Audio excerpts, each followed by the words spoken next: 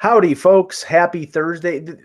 Is it just me? Is that when there's a week with a holiday or a week with a day off, it just throws me off. I get to be like, It's like I don't know what day it is. It's like today, was it Friday or Thursday? I was like sort of discombobulated. Yeah. I get discombobulated too. Hey, Peter, we're live, by the way. Here's something that started up in the chat room, and I want to I'm going to re-emphasize it here. We'll do it now on online here. Because someone just asked, hey, where do you stand on Foreigner? And I saw Foreigner, without Lou Gramm, and they're still really great. Now, here's the difference, though. They're really great touring. And same thing with Styx. If you see Styx now, they are great to see on tour. Yeah. But here's the difference, though. I just was listening to tracks of Styx's new album. Now, when you get somebody who joins the band way after the fact, one of these guys that, wasn't an original, but not even close to an original, but sort of has joined in more like a substitute. It's still Larry Gowan, isn't it? Yes. Yeah. Well, he's talented. He's very talented. But it's on the album. I don't know if it's enough to get me to buy it. He's talented, but that's the problem is, look, I mean, there's a great video out there of, and this is really great, with Paul Rudd and Jimmy Fallon doing Too Much Time on My Hands, the video. They mock it. It's great, right? Because it was a great video of its day, but it's easy to mock. But these guys are great on tour. But when you have that guy who has sort of joined the band really late in the game and they go and do something in the studio, it's just not the same. And even Yes had that problem. That last album they put out, I found one song I liked. And then Styx's album, I probably find 3 that I like. Yeah, that's the problem. It's funny because I'm somebody. I'm getting the echo here. Hold on. Yeah. Okay. Yep. I think that's the key now. If you hear an echo, stop talking for like 20 seconds. It sort of resets. Okay. I'm somebody who prefers studio recording to live music, but when it comes to bands like Styx or Kansas or some of these older bands, I actually would rather see them live because they'll do some of the old songs. And then it's a question of whether whoever's singing with them can do the old songs convincingly. Like I saw Stone Temple Pilots earlier this year, and the new singer is not Scott Weiland, but they were really good. And I would have no problem seeing Styx or seeing Foreigner, even though it's not Lou Gramm anymore. And it's not, it's Kansas and it's not, God, what's his name? Steve Walsh. It's not the original singers, but I would see that because at least they'll do some of the old material and it might be good. I'm not interested in their new lineups. And very rarely it's like, and maybe this is just something like, we're all Genesis fans and we know that there was a pre-Gabriel or with Gabriel and post-Gabriel. And it's whether, some people can't listen to Phil Collins stuff and some people can. I mean, it's all what you can accept, but I will not buy albums from any of those bands, including Yes. I didn't buy the last Genesis album with, what was it, Nick Wilson or whatever the hell his name was. Yeah. I'm not gonna buy it. No, I mean, I probably will buy the ARW album because I think Anderson, Wakeman, knowing how Trevor Rabin is, they're gonna write some great stuff. He and Anderson, they've been a team for a while. Yeah.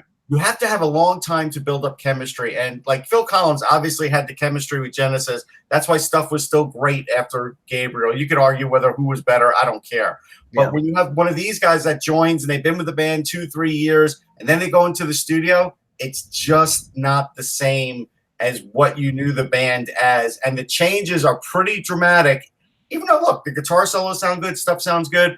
Like I said, I'll see Styx every time on tour, but I'm probably not buying the album. And I'm not buying the album for a lot of these, quick change bands. Now, can I switch? Unless you want, and then I have another thing. Let me finish this thought for a second. So do you guys listen to the new stuff? Or did you give it a chance? Do you buy the new album? I'm not buying the new album, but do you actually I just sampled it all to see if I would buy it. And there were maybe 3 songs worth that I would say is worth it. I give it a chance. I basically go through and see if I can find it on YouTube or something like that, and listen to a couple songs. And if it doesn't grab me, I'm like, forget it. Yeah. I'm not going to buy an album sight unseen or a CD or a download sight unseen. You're not going to buy it just because I'm not that loyal. Hell, there are a couple Sarah McLachlan albums that I didn't. Yeah, I'm not that loyal to any band anymore. You know, but there's a couple songs I picked here or there, and then I downloaded them. When I was 18, I was loyal to Yes, and I bought every album, right? But I bought Tormato. I bought Drama. Yeah, but they were also rotating around a lot of guys that were very familiar, long-term guys with the band. Right. These other bands that I'm talking about, these guys, you know, may have been with the band now 5 years, you know, but it's still like you weren't there. There always has to be this linkage to me of a very long period of time with these guys. You can have Bill Bruford join any album and he'll be great. Sure. Let's say you are I don't know, pick some. Let's say you're Trevor Rabin. All right. Yeah. I don't know, just pick somebody who's like a kind of like, you're not original, but you know, but still pretty much people consider. Now remember when 90210 came out, Mike, there were people saying the same exact thing you're saying now about these new albums, right? But it did until they finally started to listen to it. That's true. Right. I mean, I listened to it. I was open to it, and I'm like, okay, this is good. So yeah, I know. I mean, because most of my prog rock fans when that came out, including myself, were like, oh, this doesn't. There's all the songs are 4 minutes long. You know, like I remember not liking it. I know. And my wife remembers me saying this too. Wasn't the biggest owner of a Lonely Heart fan. I think the live versions are better than the studio versions when they do it in concert. Over the years, it's sort of aged well. But when that was thrown out at the beginning, I was like, you know, there's stuff here. I want to hear more. Then when I heard changes, I was like, all right, fine. I know people who stopped listening to Genesis after Wind and Wuthering. After Hackett left, they stopped. Yeah. So our buddy Eric, like I was always a prog rock fan, and he was like more into blues music and stuff like that. Growing up, we were all friends. Sure. He went to Hershey Park and he was there anyway, right? And he was and the way Hershey Park works is if there's a concert going, you can just go to it. It's free, right? You're in the park. And that day happened to be when Yes was there. Right. Raven for 90210 tour. Oh, and Eric Solid was blown away, became a huge Yes fan, and got into all of their old stuff. 90215, sorry. I know what you got, 90215 always there. 90215. 90210 is a worse. Is a bad 90s TV show. So because of that new album, got into all the old stuff. So by making that argument, okay, these guys who are touring around now, this is why some of the other people who aren't married touring are okay with them using the name, because say somebody comes in and like they become a fan of it, and then they go back and they become a fan of everything. You know what I mean? There's a secondary effect to it. Yes, right. they can derive revenue from these bands basically being like one, you know, like a band touring as Leonard Skinner, where everybody except like one person is the person who didn't die in the plane crash, I mean, to me, I put the number at like, okay, the most important thing is the lead singer in the band, right? That to me is the most important thing if they are the band, because to me, the instruments are instruments. I know the differences between different guitar tunes and stuff like that, but a singer is a real character. However, you know, I have seen the new Styx, and the guy is phenomenal. All right, so phenomenal doing Dennis DeYoung. Doing Dennis DeYoung, right? Which, let's face it, like if you're a Styx fan from the '80s, all you're doing is going down memory lane. You're just going for a nostalgic, fun concert. You're not going there to be like to be blown away. You're going because it'll be corny and cheesy, and you know that. So that's what you're doing. You know, that's part of it. I mean, I want to hear. Go ahead, Peter. Well, think of it this way. Fast forward 30 years from now, who are you going to see doing this again? We're at the end of the golden age. Like, this is the end of the golden age of music. There's no one going to come out and pretend to be Taylor Swift or Beyonce or Jay-Z. Like, you can't replace those guys. The music stands with this stuff because the music is more important than the actual personalities or people who are making it. And that's why you can have Leonard Skinner still playing. That's why you can have these variations and Styx and Journey and all these things. The music still stands. And it won't stand differently, because to replace what we're seeing now will be basically there'll be the tribute acts. They'll be like almost the Beatles. Cover bands or the sons of or something like that. Look, I'm a live music guy. That's my jam. I basically listen to everything live. I have an app on my phone that uses the Live Music Archive that I can stream basically any live recording off the Live Music Archive, and it's incredible what's there. And I like the spontaneity of live music. I know, Eck, you're not someone who wants to listen to someone jam on a bar for 15 minutes or whatever it is. That's my thing. It's not everyone's cup of tea. But the most interesting thing is, if you're a great performer, you make your live event unique to that audience that night. Sure. Right. And the one thing that changed the music industry, and a few bands have picked up on it, but not many have, is you should make your live performance available as a stream feature for your audience with a ticket stub. And there's a few bands to do that. And then they have their emotional attachment to go and say to their kids 20 years from now, look where I was at. I got to hear Taylor Swift. And I'm not a Taylor Swift fan, but if she makes her concert unique to that audience, there's value in that recording, and people will go for it, and then they'll want to share the recordings and hear other ones, and it will further the motion. Well, one thing, and then I want to just move on quickly to something else. But Bruce Hornsby is one of my favorites, and he's been heavily influenced by the Dead, and he always allows live recordings at his concerts. And on his website, you're able to download some concerts. I was at a concert at Turning Stone Casino. This is maybe 10 years ago. And at a certain point during the concert, he asks for requests from the crowd. So I yelled out this song that I'm sure he was probably going to play anyway. And he's like, I'm going to play the song that this rather loud gentleman in the second row over here is asking for. I heard myself yelling out the song. I heard him acknowledge it because I have the bootleg recording. That's special to me. That's really cool. Sure. That's really cool. So I mean, I like that. By saying, I looked it up. Gowan actually did an album with him in 2003, and he probably did another one with him.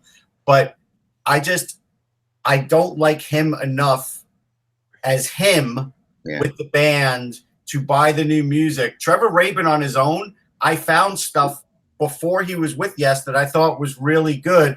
I like Gowan with that band doing their songs. It's a difference. There's a difference. Now we can take this music podcast, guys, because we definitely have it. That we get into right here, which is like when a band refuses to play their hits on stage. That's another thing. That's another whole show. At some point, because I've run into that situation. I got in a really big fight with somebody about that. Well, we can carry what I'm going to talk about here to hockey, because I think it's applicable. Yesterday there was the postmortem, and the Yankees lost to the Red Sox, and I watched a lot of. I know. Don't smile too broadly, because that team's going to get their ass handed to them by Houston. Okay. The criticism of the Yankees especially in the last couple games of that series was, and Aaron Boone was hired as a manager because he bought into the analytics that the Yankee management wanted to use. But the concern was he was not this was his first time managing. He's not an experienced manager, and that he would be a slave to the analytics. And in the last two games, there was a lot of criticism of him not pulling the starting pitchers early enough because they were not pitching well, but they had the game scripted out based on matchups to pull the starting pitcher at a certain point and then go from there. And the thing is, like in hockey, you cannot script things out based on numbers. And this is the problem with sport now. If it's based purely on analytics, is that you're trying to predict something that is a chaotic situation. Were you saying Darren Boone that did this? Yeah, there's Boone didn't pull Sabathia early enough in game 4 when it was clear he didn't have his good stuff. Severino was kept in way too long. They should have pulled him. My criticism that I didn't get to yesterday was that why would you bring in Lance Lynn and put the game on his shoulders? This is a guy. This is very similar to John Tortorella putting the game on Ole Jokinen's stick when a whole season rode on it in the shootout against the Flyers. Because they had do this. They had it scripted out that Lance Lynn was the best matchup based on numbers compared to other relief. And the thing is, Lance Lynn is a starting pitcher, so bringing him in relief, I mean, that's the thing. They're slave to the numbers. They don't believe, they think the numbers speak to everything, but where you're talking about like real life, real situations, pressure, Those things cannot be quantified, but they can be a feel situation. And I think we're going to go down that road in hockey. At least I think we're going to go down that road. I don't think we will in hockey. I'll say this: like I remember some pinch hitters. Like there was a guy, Tommy Hutton. He got traded to every team in the National League East. Wherever Tom Seaver was, Tommy Hutton was, and this guy tore him apart as a pinch hitter. So it'd be once a game. But if that's the guy, yeah, I would probably take Seaver out if it's bases loaded because I don't want him to pitch to that guy. Other than that, I would never take Seaver out, and I would not worry about who was up at the plate. And same with all these other things. There's some things that look really good when you have a really long list of data on it. But what I'm finding is that a lot of these new managers in baseball, they don't have a long list of data. They're just going with whatever data they have, like Gabe Kapler taking guys out in the second inning with the Phillies. He didn't have a lot of historic data to use. He just had some data, and because it pointed to it, thought it was a good idea. You can't be a slave to the numbers. That's it. Anyway. Really can't. Unless you're an accountant. Even then. All right, as we've learned. All right, let's start the show. Mm-hmm. All right. Okay. I'm sorry. I've got like a couple things going on here. It's interesting. There might be a rumor I might have by the end of the show, so I'm working on that. Okay. Give us a sneak preview at the end. Yeah. I'll definitely. I promise I will tell you something about this by the end of the show. Okay. Hello, Hockey World. It is Thursday, October 11th, 2018. I'm Hurricane Michael Agello. I'm Gloating Pete Tessier. I forgot. Sorry, Pete. Rush, you forgot the order. I know. I just went. Sorry. Well, go, because I did. I talked over Pete. It's over. And I am Eklund, and you're watching the HockeyBuzzcast on HockeyBuzz.com. This is the podcast that comes every Monday through Friday at this time to fill you in the comings and goings in the hockey world. And before we get into last night's games, and there were some interesting games last night and different things like that, I wanted to talk a little bit about what I wrote about today, which was which is a big topic today around the league. Everywhere you look, it's the amount of scoring we have in the NHL going on right now, right? Which is an enormous uptick in scoring, even based on what we normally see in the beginning of the year, which is normally higher scoring too. But this is much higher, and I'm hoping that you guys didn't get a chance to read my blog. Not you guys out there, but the people on the panel here. So that I can give you some of these, because I think some of these things will surprise you like crazy. And I'll give you some of the stuff, not all of it, because I did a lot of different statistical things in my blog, which I know Russ loves. But so I came up with a new saying, an extremely odd stat. Okay, all right. So this is my extremely odd stat. It feels like I grew up.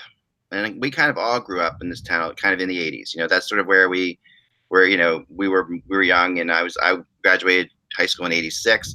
And the 80s were our time. And so when I graduated in 86, that's the same year that Gretzky set the record for the most scoring ever by a player. This is when scoring was off the charts. And of course, that's when I was trying to be a goalie right. in a league that was not in the NHL, but just in general. There was no defense being played. No one wanted to play defense. When you played in hockey, everybody wanted to score. Right. So in 1985 and 86, at the end of that year, that is the year that Gretzky had, was the top player, and he had 2.69 points per game. 2.69 points per game that year for Wayne Gretzky, in 85-86, and he played 80 games. So, in that year, how many players do you guys think finished with averaging over a point per game in 1985-86? About 20. Okay, 20. What do you think? 30. All right, Russ? 22. How about 45? Okay. 45 players averaged over a point per game in 1985-86. Let's go 30 years ahead. Yeah. 2015, 2016. In that year, the Patrick Kane had the most points per game. But I'm not going to tell you what the number was, because that'll help you a little bit. But how many people do you think averaged over a point per game? And I cut it off at over 60 games. That was my limit. Well, Kane didn't have over 100 points that year, so I would say it's in single digits. So I'll say 6. All right, Peter. I was going to say 4. Mm-hmm. I think it's more, but I say 4. What year are we talking about now? 2015. 2016. I think Peter, you were closest on the first one. Peter was closest on the first. I'm going to go 5. All right, Mike got this one. 6. 6 to 9. So 6. So we dropped in 30 years from 45 to 6. All right. Now 2016-17. Best forward a year. How many? Connor McDavid. This is Connor McDavid's first year that he led this category.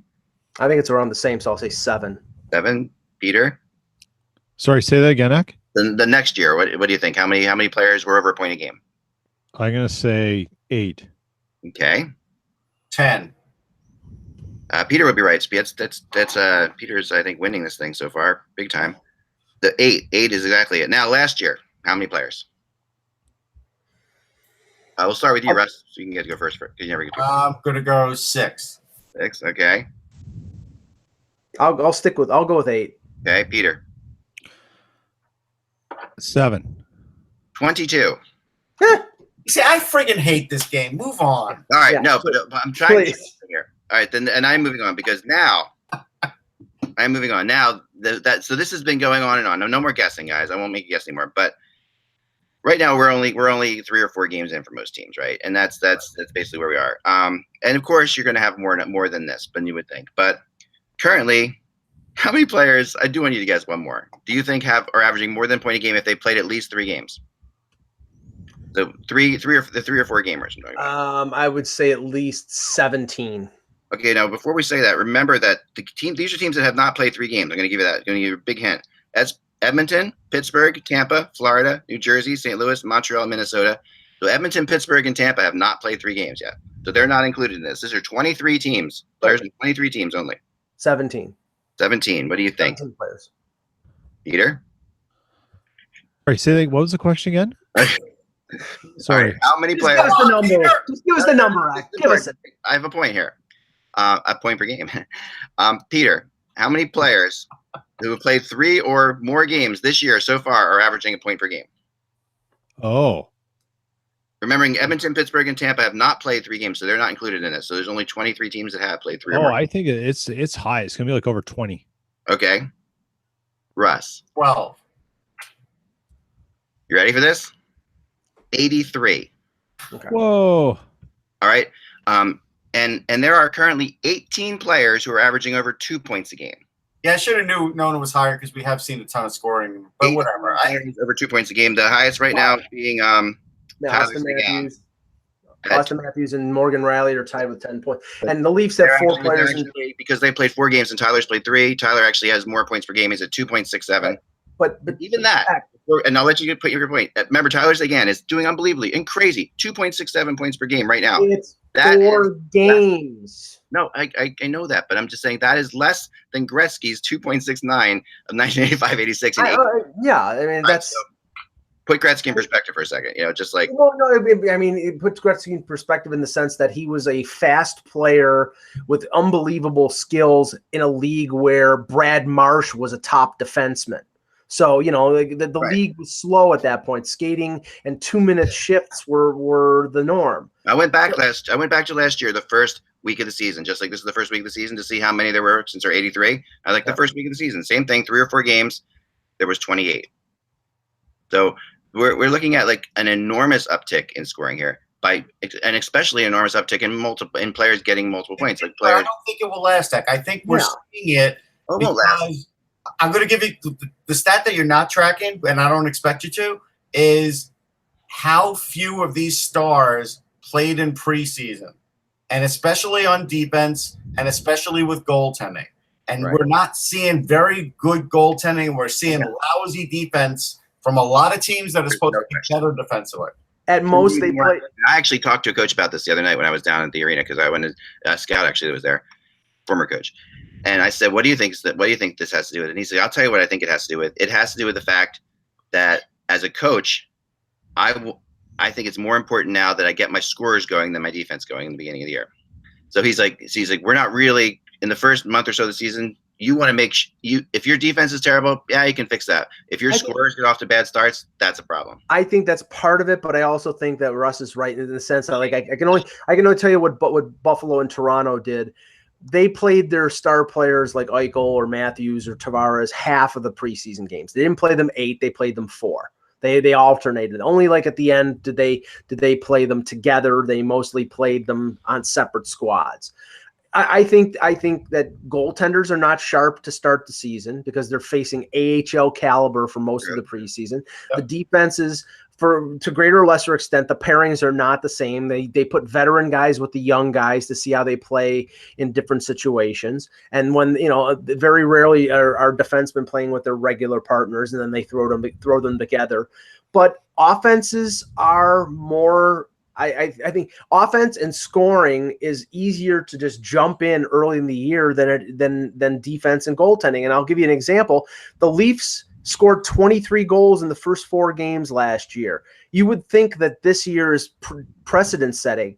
They've scored 3 less goals. They've scored 20. Yeah. And they're leading the league. So I think this is a small sample size. It's very early. I mean, I realize that, Toronto has scored 7 goals in consecutive games, and there are other teams out there that are like I didn't expect Carolina to light it up offensively, but they're doing it right now. But let's wait until the end of October before we say the 80s are back. Welcome. And here's the other thing, Mike. I think we're limited in the game of hockey for defensive schemes to say, I'm not going to worry about the defense. If it's not good at the beginning, I can fix it. You can't really fix it if you have poor personnel. You can't. I don't disagree with you, but this is the thing I think about. This is the thing I think about that. I think that what he was saying to me when I was talking to him was a little more context. Was, if you are Austin Matthews right now, Babcock's not telling him to be smart defensively right now. Like that's not this at this point. At some point in the season, he will, and that's the difference. Like he will say, okay, you got to be more aware of your own end. Right now, he's not doing that, and Tyler Seguin's not getting that either. And you're getting you're like in the past, remember when Trotz tried to reel Ovechkin, and you're not getting any of that right now because they want these guys to get hot and get on a streak. Yeah. They want them to roll. Babcock's riding the offensive wave right now, and until they get hit in the nose by some team and who shuts them down, he's going to continue to do that because there are not many teams in the league that can match up with him offensively. But he knows, and everybody knows, that when it comes down to crunch time, if this team doesn't play better and if other teams don't play better defensively, they will lose in the first round, or they will lose. Okay. They won't achieve their goal. And let's go before we get into individual teams again. Let's just go macro for a second again. Okay, so I want to do that before we get into the individual stuff, and we will. But how many? So now we need to think about this. So we went from in the last 3 years, we've gone from 6 to 9 to 22, right? Of guys, scoring at least 1 point average of the top scorers getting that many points. Yeah. And in the 80s it was 45. Where are we going to land this year? What do you think? I think about the same as we did last year, maybe a little slightly more, because this is the trend in the era of the salary cap, where we see teams like, say, Detroit, who are rebuilding with 4 rookies on their blue line, and it's because of injuries right now. Right. But they're playing Chalowski, they're playing Sulak, they're playing Joe Hicketts. A lot of teams are playing young players who in the past would be playing in the American Hockey League and being more well-rounded, but teams now, because of salary cap, are playing players on their entry-level deals that aren't completely fully formed. So I think that's contributing to the offensive uptick more than, like rule changes or anything like that. Yeah, I do too. I think you'll have 200-point scorers. That's what I think you'll have. And then I think you'll have 4 players in between the 90s and high 80s. Okay. Yeah. So we think we could get to maybe 30 or something like that. Like get 30. Unless you were at 22, you think we're going to keep? I mean, we've made a big jump from 6. This is going exponentially. 6 to 9 to 22. That's. Yeah, because I think Mike's right. I think the early in the season, this is what we're getting, and late in the season, when we're going for draft picks, you're going to get that for the last month too. Right. And it is stat padding. But, as an example, if you're going to tell me that Dave Haxtell thinks giving up the 19 goals that they've given up in the 4 games is a good recipe, or he could get it all under control, yeah, I would debate that. It was interesting how they rushed Alex Lyon. I thought that he's now been activated and sent to the fans. I felt like that was a little quicker than they wanted to. But I think that's okay. But I think that's again. But before we get that, again, we're getting into special teams. That's fine. But I do want to say this. I want to. So I'm going to say that I think we're going to hit 35 this year. That's what I was thinking. And I think that, which is getting close to 80s numbers. And when you start thinking, will anybody be a 2-point Well, how are any of these guys 2 points a game? No, nobody. No, that's I don't 100. know about that. Like, I am not convinced that we can't see that. Nobody. I'm not convinced we can see that. That's 162 points. 64, but yep. 164, excuse me. Okay. Yeah. No, not happening. Not in this day and age. Not with, I think you're going to have players. I think if somebody has an absolute superstar season like McDavid or Matthews or somebody like that, they're going to get into the 110s, 120s at the most. 120s is it. You'll die somewhere in the 120s. Yeah. That's possible. Think about this last thing and then we'll move on. Think about the fact that Gretzky had 2.69 points per game with a 2-line pass. Yeah. That's the thing that I was like, I'm just so curious. I wish I could go back in time and eliminate the 2-line pass. And also like a lot of the clutching and grabbing. He would adapt. It wouldn't matter. You think? Yeah. Oh, I know. That Edmonton team with the speed that Edmonton team had at that time. He's the smartest guy in the ice. If you're the smartest guy in the ice, you know where to go. No, he would adapt. He would love it. I'm thinking, well, other people be able to adapt to him quicker. Would he be over 3 points a game? Basically, no, he wouldn't be over 3. I think he would still be right around the same because he would be facing faster, stronger defensemen. No. He wouldn't. I'm saying just go back to 1985 and get rid of the 2-line pass. All right, then he probably would be at 3. I think he's at 3 because that Edmonton Oilers team was just so fast all around. Yeah, I think he'd be at 3 then. And I think that even if they had the idea to eliminate the 2-line pass back then, they wouldn't have because of the Edmonton Oilers. Like that would have been. Yeah, because why would anybody else, if you were another team, vote for that? Yeah, exactly. It would be like the league changing the power play from it being 2-minute majors when the Montreal Canadiens were scoring a 40% rate on the power play or something like that. Right. Crazy like that. Peter, you were definitely closer to the Oilers. What are your thoughts on this? In terms of like if we had no 2-line pass in 1985, what are Wayne Gretzky's numbers? Well, I don't know if there are any. I don't know if it's a massive difference because I think the reason scoring was so much better is because goalies were absolute sieves. Yeah, they are a disaster compared to what they are now. Yeah. Well, it's funny. My oldest son was watching something about a month ago and it was something he saw and he goes, oh my God. He goes, I could have played in the NHL in the 80s because the goalies are so bad. Let's not go there. Hold on. The point being is that when you see people who never watched it and they go back and look at it, they're just like, come on. And that's the biggest change that has happened. And the skate. Yeah. So if the point though, if the 2-line pass has moved it would increase the ability for guys to get free, then the Oilers would have achieved it with guys like Coffey and their talent pool on the ice. And imagine how many guys Gretzky would have set up from his own end, like Anderson, Curry, Messier. They were so fast. I lived through that. I was, I'm so happy I got to see them play live in their heyday. They were so much faster than everybody else. That 2-line pass was definitely a shackle around them. There's no question about that. That if that's not there, if Gretzky doesn't have to think about the 2-line pass, you're sending Curry down the wing. There's no one. Because the biggest thing is like they just skated better than everybody by a lot. It wasn't even close. Just to illustrate Peter's point, 1986. Guess how many goaltenders, and I'm talking about starting goalies, had an over 900 save percentage. Now 900 right now is considered below average. I don't think any of them did. Russ, do you think any of them did? I think 0. I don't think any of them did. Peter? Sorry, say again. Who had over 900 save percentage for a starting goaltender in 1986? Do you think? It's Hextall. No, 86, not 87. That was the year. Whoops. Yeah. How many were over 900? I don't think any. 2. Bob Froze and Kelly Rudy.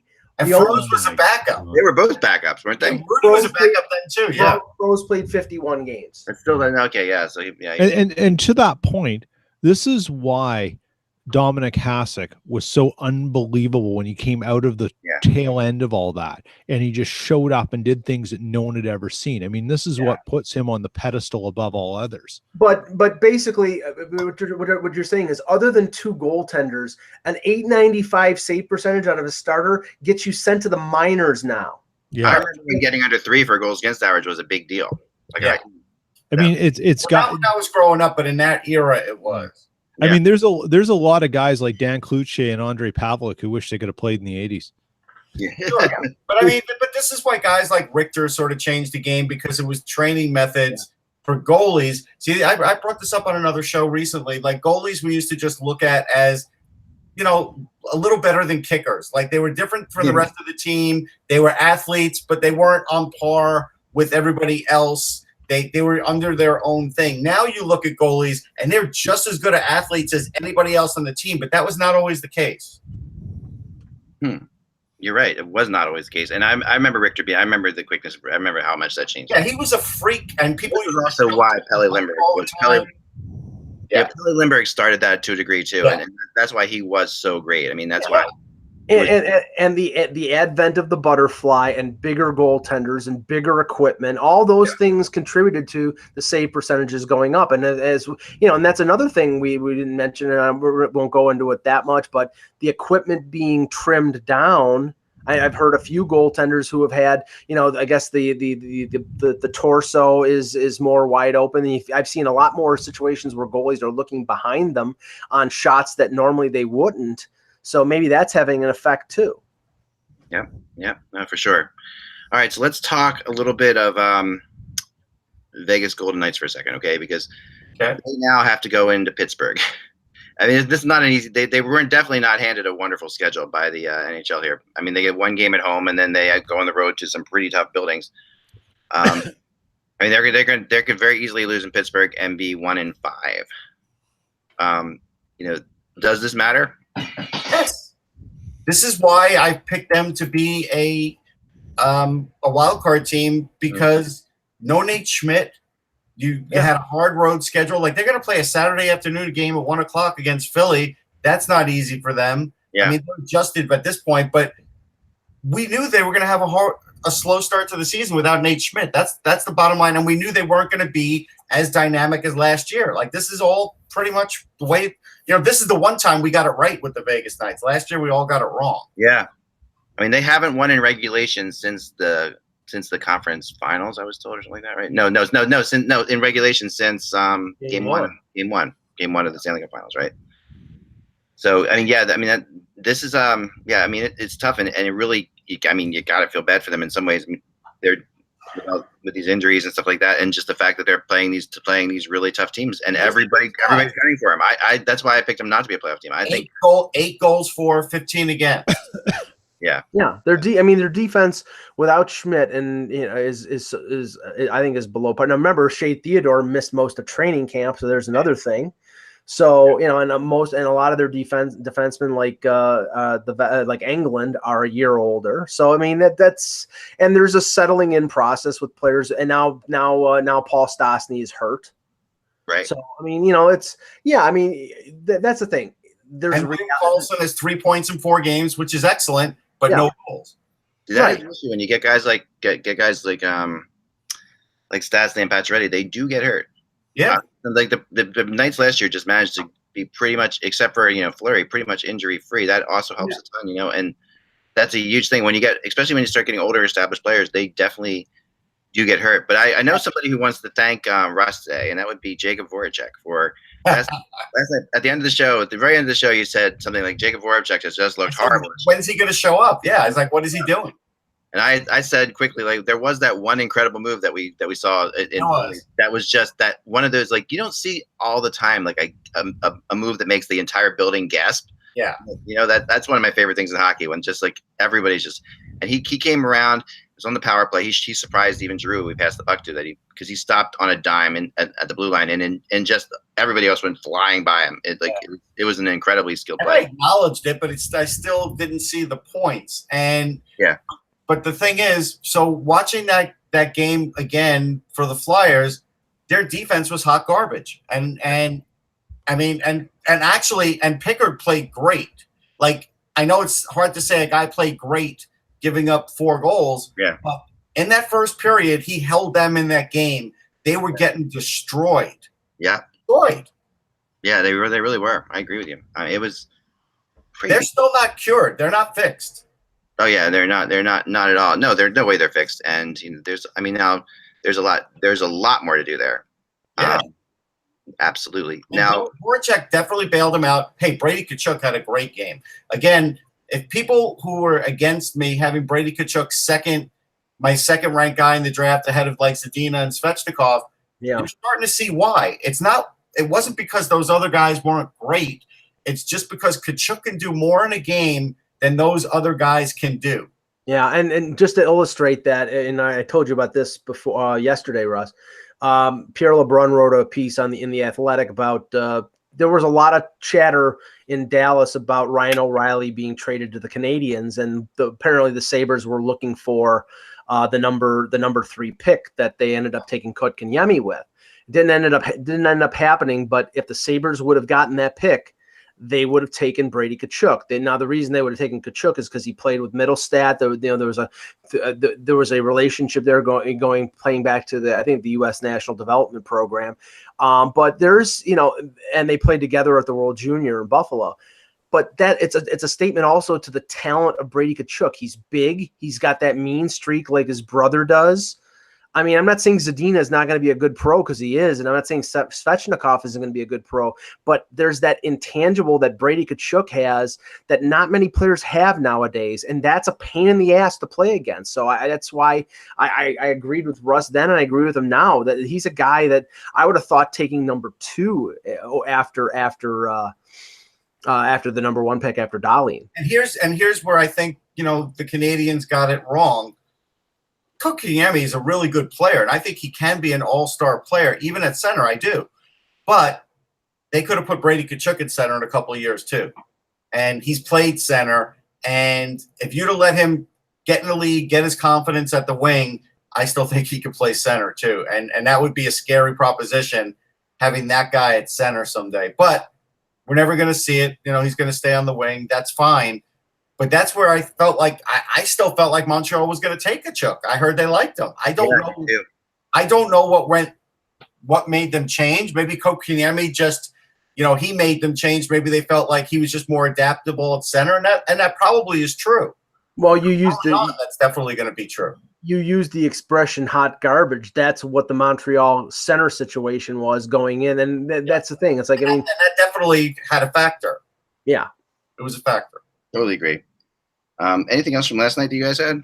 Well, just that, after they got one victory against the Leafs last Saturday, people were saying, well, maybe Ottawa's not going to be as bad as you think. Yeah, they are. There's talent there. There's no doubt. Tkachuk is talented. Guys like Zingle, and you got Stone, and you got Duchesne, and you've got some young guys on defense. But I don't know if I'm almost sure they've played Anderson all 4 games. Mm-hmm. They're not deep. They're very young, and they got their dander up to play against Toronto last Saturday. But they're just not. They're not a team ready for prime time. So no question. You know what though? They could have beaten the Flyers. Craig Anderson was awful. Yeah, he was. That was the surprising thing about the game. I was watching the game, and we had a bunch going on here, and everything. I actually asked somebody. I asked my wife, who's actually got to watch it more than I did because I was running around talking to people about possible rumors, which is what I do. And she said, I said, is Craig Anderson playing? Because I didn't even think it was Craig Anderson because that's how bad the goals looked to me. They have a good backup in Condon. I don't know. I'll check to see. Condon had just played, so I guess they felt like they needed to get the time in for Anderson because Condon had played in Boston. Wasn't that the game before? I think that's what. The law is that they can't play him again. We know what the law is. I just thought he was so bad that definitely gave the Flyers a chance. It helped. Here's the other thing, though. So I did watch a fair amount of the Capitals game, and I'm not sure it would have mattered if you were the last year's Vegas Golden Knights that played them. Right now the Capitals are a team playing with so much confidence. Kuznetsov is every bit as good as you ever thought he was, and more. and they're just dominating teams. Like, it's just gotten to the point now where, you know, they've turned into the kind of team like the Penguins were, and maybe the Penguins can get back to that because we never can count them out. But right now, it doesn't matter who the coach is. That's why I said, you know, it didn't matter that they switched coaching. That's irrelevant. You know, he's been there long enough with that team. They weren't going to miss a beat, and they haven't missed a beat. That's pretty. Yeah, but here you go. Craig Anderson in 3 games has faced 124 shots. He's averaging 41 shots per game. Yeah, it's not a good formula. I agree. No, that's not good at all. It's a bad formula. The other thing is, so I saw that Dylan Strome got on the board and the Coyotes won, and that's, I will give the Coyotes tremendous amount of credit because I felt like they've handled Dylan Strome the correct way all this time. Doesn't matter where you get picked in the draft, you have to go by the player and see what their comfort level is and what their talent level is and what you're waiting to come around. And they did, and like Mike said, last year was a great year for Strome in the AHL. I was watching a little bit of him there. I didn't have any worries. He looks good, man, and they did the right thing with him. And the stunning thing in that game is that after we heard all the stuff that we were hearing during the summer, that Ryan Kessler comes back, he gets cleared, and he plays, and he scores a goal. I think like 3 minutes into the first period. Now I don't know, you know, I don't know what his how, you know, like how. I don't think they would have brought him back if his health situation was tenuous. So, but you know, the wear and tear of the regular season, we'll see how long he lasts. But it's a little like this, Mike, and I might be totally wrong, but I was talking to people about this. You know, sometimes with players, like at Kessler's point, right? He is not going to get any better, like that kind of thing. You know, like, so it's like he's not going to be healthy, but he's not going to get any better either. They're going to try to manage it. So yeah, so the player's like, you know what? I just want to play. This might be my last year, but I'm not ready to retire yet. I still think I have something to give. So they're just going to, like, if he was any other player who would have the chance of actually getting better, they'd be holding him out. But so which is what they were doing for a while. But I think, and I might be totally wrong on this. This is just what it feels like, you know. And that was like that with Wendell Clark at the end of his career with his back injury. They just managed it. He couldn't play a full 82 games, but he played as many games as he could.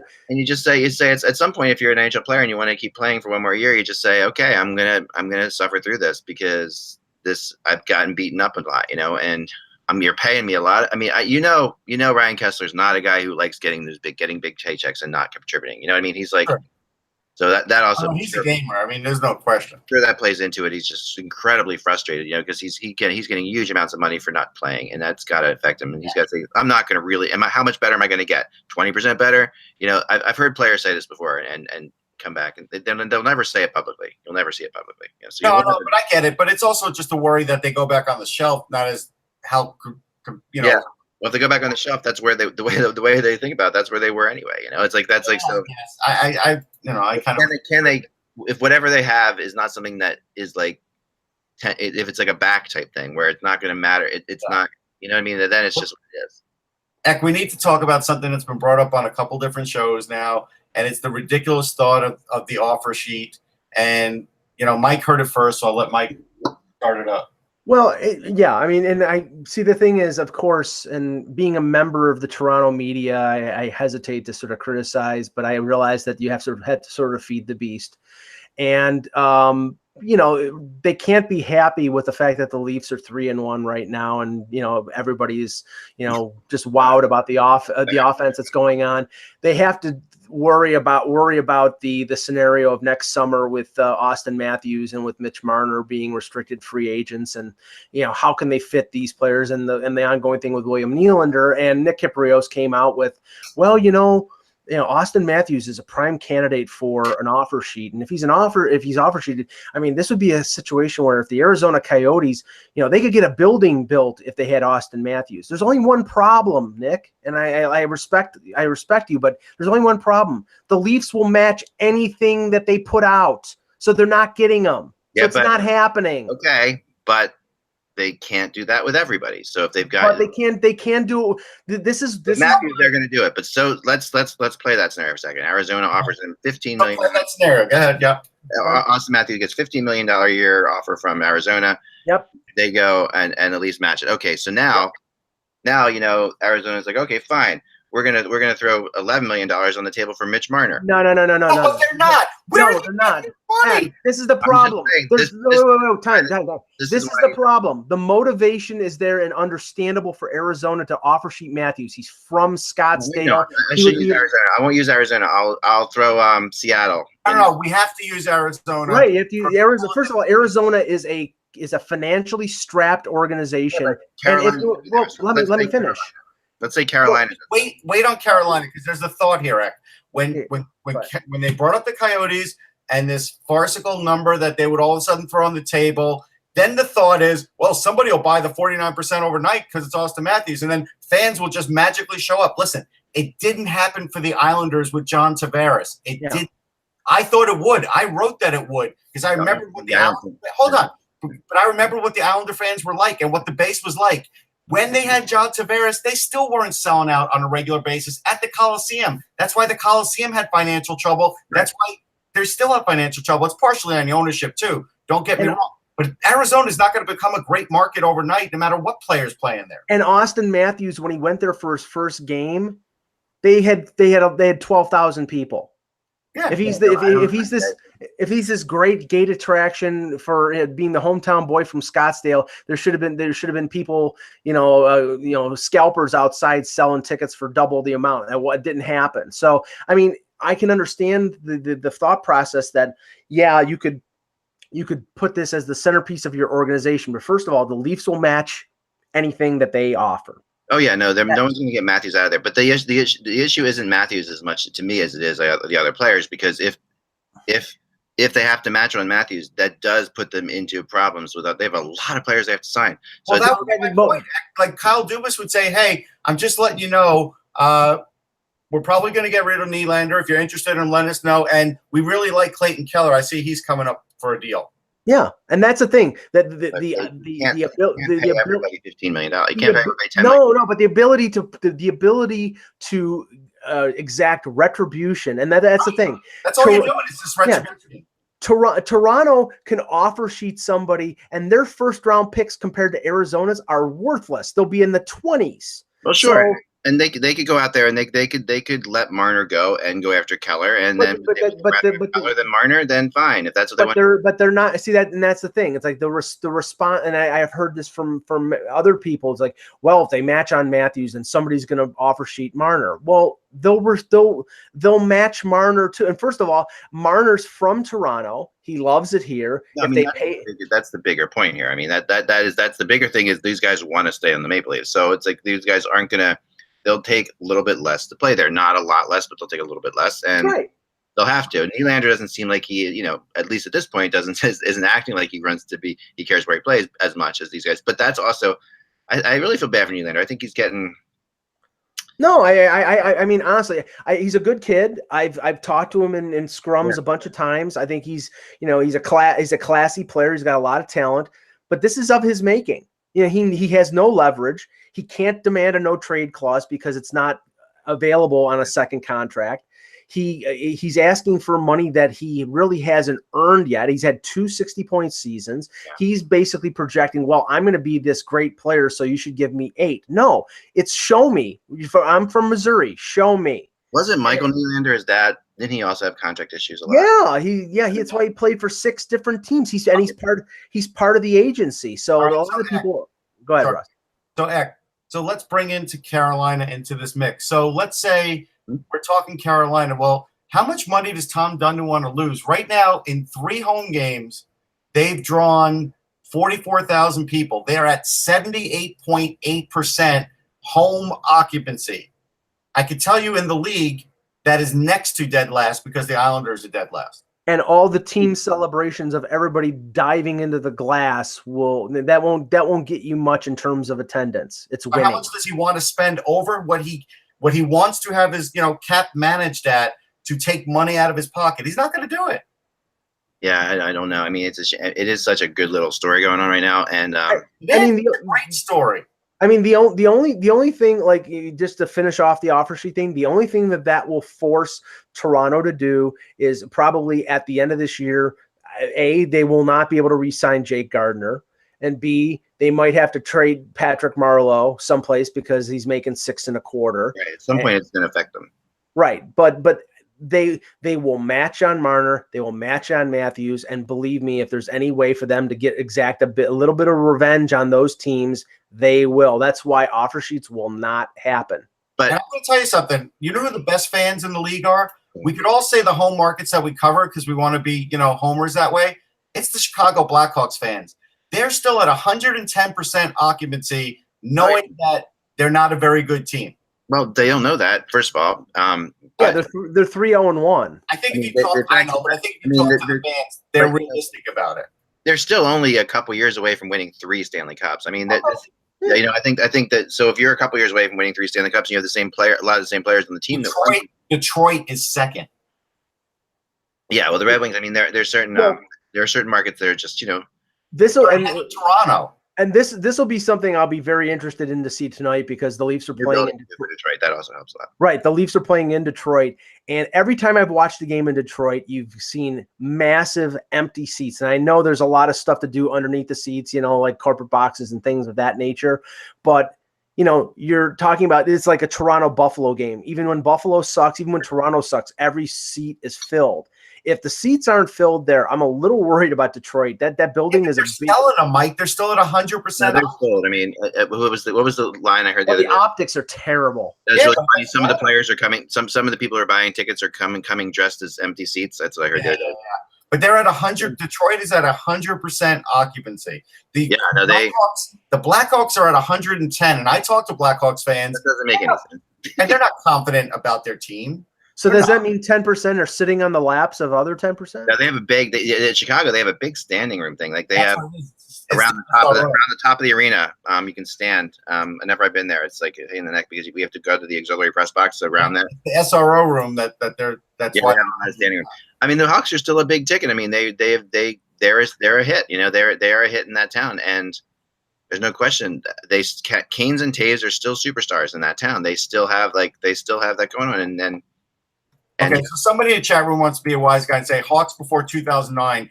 That was because of Bill Wirtz. That was the reason. There was it was all tied into the hatred of ownership. The game wasn't on cable. It wasn't on TV because he thought that they would sell more tickets. They also got bad to get Taves and Kane. I mean, they were bad, and they got those players. Right, and they also missed on a couple of picks. Remember Cam Barker? That was a good pick. Yeah, I mean, I was there at that point when they were at their lowest, and I think it was I'm not sure whether it was 2005. I think Kyle Calder was the leading scorer. Yes, they were really bad. Mark Bell. While I was there. Mark Bell.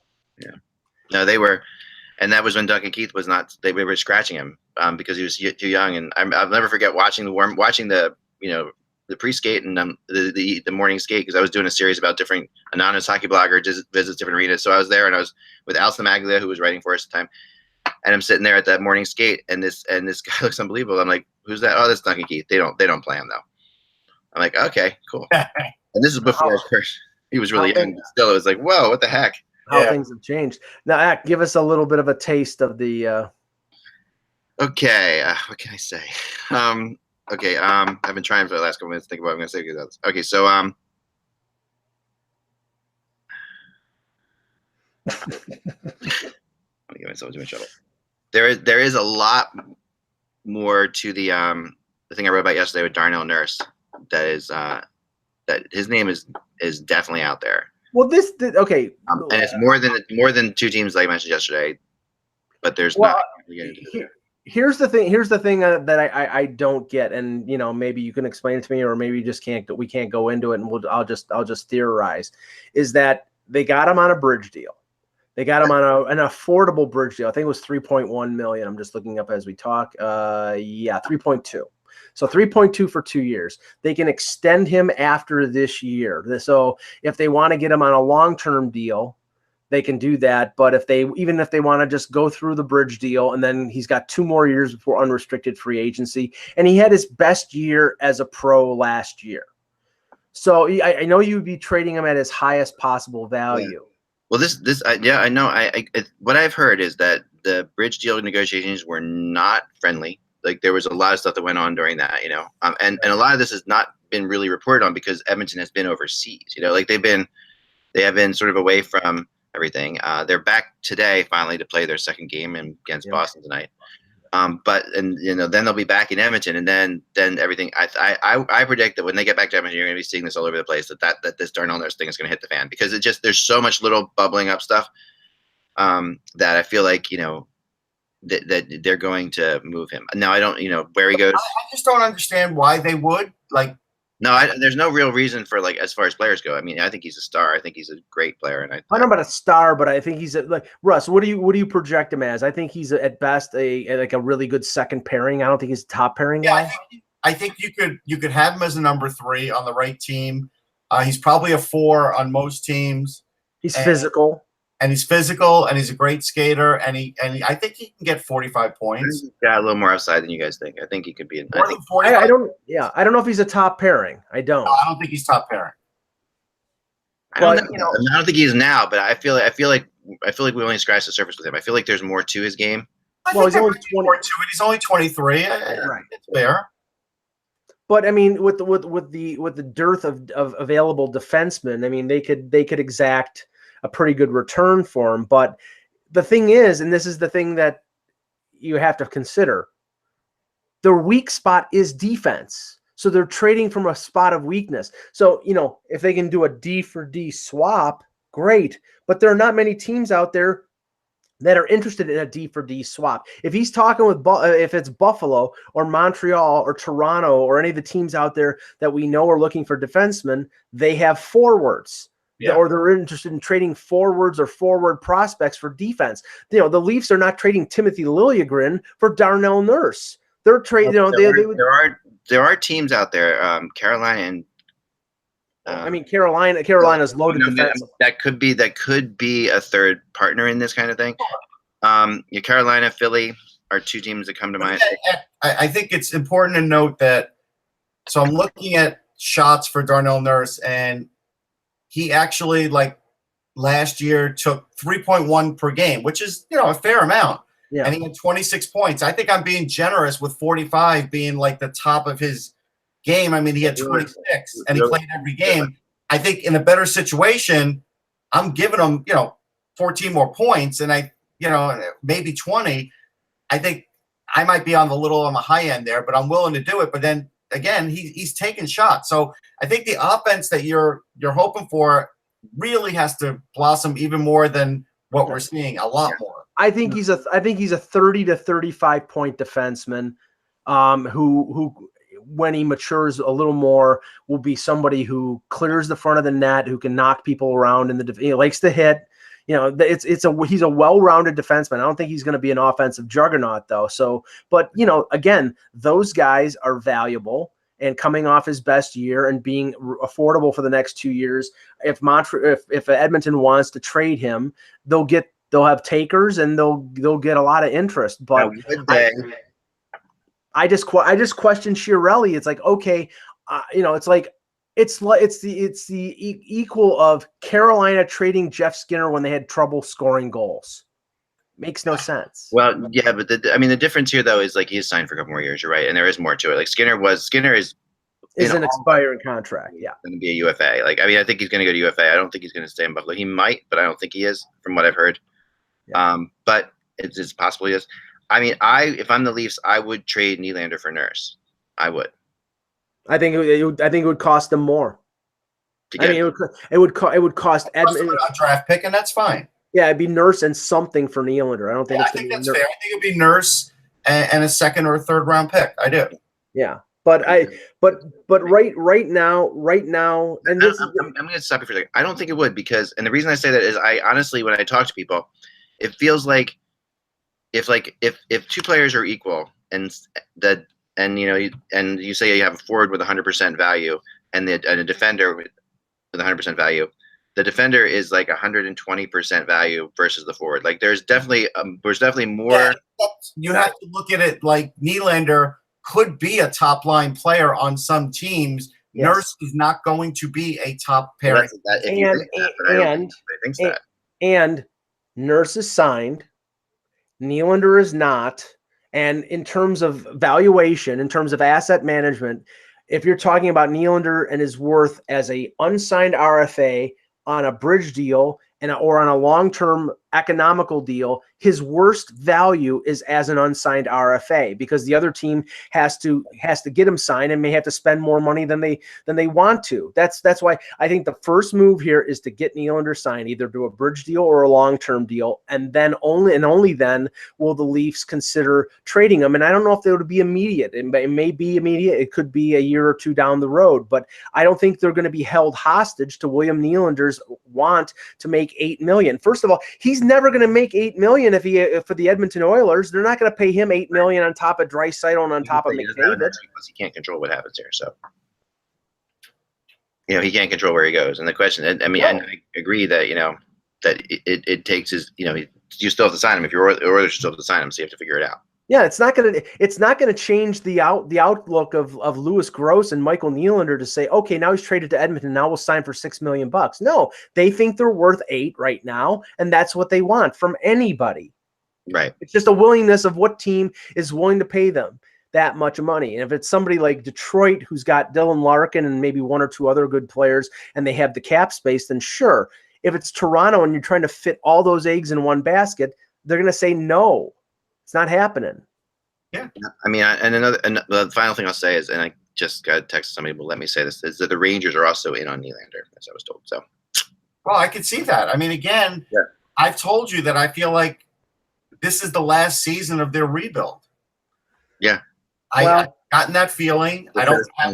First and last season, or no? Last season and this season. This will be the end of the rebuild, because they're going to start to. They've gotten picks that they wanted to. They turned over the roster. They've added the young talent. Right. They don't want to waste the rest of Lundqvist's career. They don't. Well, I won't speculate but I can only look at the Rangers and as they're currently constructed and what the Leafs would want for Nylander, and the first name would be Brady Shea. And if it doesn't include Brady Shea, then I don't think there's a deal. There's no way that they would get Brady Shea for Nylander. Then there's not going to be a deal. Yeah, I don't think they'll get Brady Shea. But look, I mean, they're not going to trade him for Shattenkirk. They're not going to trade him for Mark Stahl. There's no. It would have to be. Hold on. If here, this is Mike, you're not the GM. Just listen to this for a minute. I know you want to be, but if he's older than GM, remember? If the Leafs know, we don't know what's going on behind the scenes. Right. But if William Nylander has told the Leafs, I am not signing with you for anything less than, and if they say we're never going to do that, they might accept Shattenkirk and another player for William Nylander. Absolutely, they would. No, I would disagree with that. I don't think so. I think I totally agree with you because they're coming. Also have to worry about Jake Gardner. He would replace Jake Gardner if nothing else. If they lost Jake Gardner, because here's the thing on something like that. I've seen this happen before. If that is the case, if just let's play a scenario out. If they know more than we think they know about, and Nylander's talked to them, and they probably do, that doesn't stay private very long. True. Because there comes a point at which they'll give them. Usually what the agent will say is, we know we're not going to sign here. We're not going to say anything about it. But we got to get a deal done. At some point, Nylander keeps getting dragged through the mud. They're gonna say if we're not out of here in the next couple of days, we're gonna talk about being out. Yeah, we'll be reading it in slap shots with Larry with our. No, but you know what it is. That has a point. If word ever got out that they're at an impasse, Nylander's value drops a lot. Right down. Yep. And then you're stuck. So right now, that hasn't happened yet. Now he might not be an impasse. It might. But if it is, we'll know about it. Anyway, that's all the time we have for today, guys. For part of a deal, I could. Yeah, I think I think you can't sit there and ask for their best defenseman. Sure, you can. No, for a guy that's sure you can. Six. I mean, it doesn't even make any. I mean, to me. Well, the Rangers will. Let's just say if it's Shattenkirk, the Rangers are gonna have to eat about $2 million. Yeah, they don't care about that. They will. They've got loads of cap space. That's not an issue. Okay. I think Shattenkirk would be a disaster in Toronto. Can I throw that out there? I don't know because he has Mike Babcock. I disagree on that. I think you can absolutely manage the same way Mike Babcock managed JVR the way he wanted to. He could manage Kevin Shattenkirk very easily. But that's the problem, Russ. They need a defenseman that they don't need to manage. They're already managing Gardner. Mike, they haven't been able to. Yeah, they need a defenseman who can play in all situations, and they don't have that other than Morgan Riley. That's the problem. And guess what? They still may not have that anywhere on their team. I like, right, but they're not. They're not going to trade one of their better assets to get a guy who needs to be managed. They need to get somebody. One of their better assets anymore. That's the problem. I don't agree with that at all. I'm with both of you guys, but I do think Shattenkirk is at a very dangerous point in his career right now because of the fact that he, of course, he is getting scratched, which is a bad thing. And I keep going back to the fact that St. Louis didn't try hard to keep him.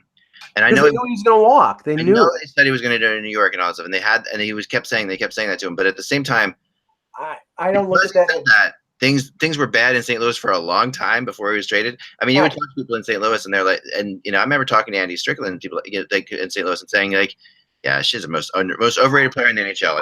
I don't look at that straight. Really went sour on Shattenkirk in St. Louis. I don't look at it strangely because they did the same thing with Paul Stastny the following year. They traded an expiring contract who was a good player who they knew wasn't going to re-sign there when they were still in a playoff race. They did the same thing 2 years in a row. It's the philosophy of Doug Armstrong. That's a team that you should cover because they do like to trade their good players right before they get into the playoffs.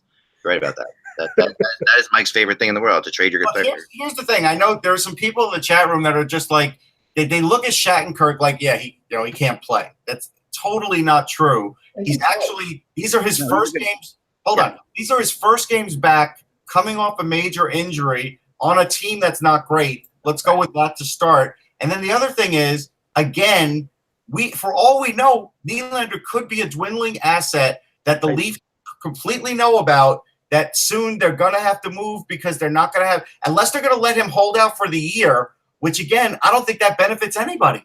Well, no, Russ, the last thing on this, if it's between holding on to him past December 1st as an asset, and not getting full value for him, they'll hold on to him. Yeah, I don't know about that. They will not trade him for less than what they deem as full value. Somebody will pose that to Brendan Shanahan, and I think you might get an answer that you're not expecting.